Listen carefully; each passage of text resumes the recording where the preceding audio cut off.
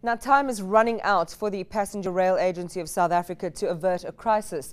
It has less than 2 years to build new passenger trains for commuters before hundreds of its coaches are scrapped because they are too old. PRASA CEO Lucky Montana told Parliament today it's waiting on additional money from government before it can start production. And Mr. Montana joins me now from our Cape Town studios. Good afternoon and thanks for coming in. We have an aging fleet, there's no doubt about that. We last bought our new train sets, I think, somewhere in the 1980s. It's more than time for new locomotives, yes? Indeed, it's time for new coaches. I think they were due, in fact, probably 5 years ago, but I think we are there. We've started the process, and I'm confident that we'll be able to deliver the trains for South Africans in the next 2 years. Before we talk about the details around funding and the actual manufacture, let's talk about, besides these infrastructure demands and this ticking clock that you're up against, it's a lot of other trends as well that are affecting the need for change and for you to grow your infrastructure. Among them, things like, commuter migration trends have changed. Well, indeed, the demand and in our cities, in fact, are changing. I think that there's a lot of movement of people. If you look at South African cities and you look at global cities, they are changing in a very significant way. I think the last census clearly indicate, if you look at two cities like Johannesburg and Cape Town, there's quite a lot of immigration taking place there. And I think that it will define the kind of demand that we're talking about. And we need to prepare the infrastructure, not only in rail, but I think for energy, for water and sanitation, to be able to meet the demands of our times. All right, so we're talking about 400 new coaches, something like that, in the next 2 years or so by 2015.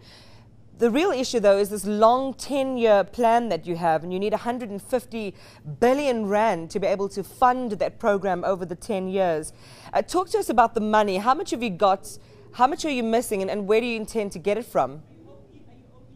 Well, there's 40 billion rands that is confirmed for the next 10 years. I think that is very important.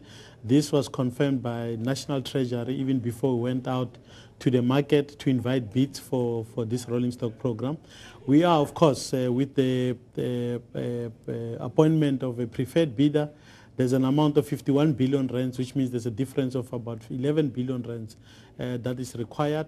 We are not looking at the market to provide that. I think the plan is for us to go back to Treasury. We'll do that in mid-August this year, and we get the 11 billion rands to be provided over the 10-year period rather, and basically it means we need an additional 1.1 billion rand a year over the next 10 years. And I think we've been talking to Treasury, but the formal processes will unfold in the middle of August, and we are confident that we'll be able to do that, and then sign the contract in September, and I think the building of new trains of the factory would then begin in earnest.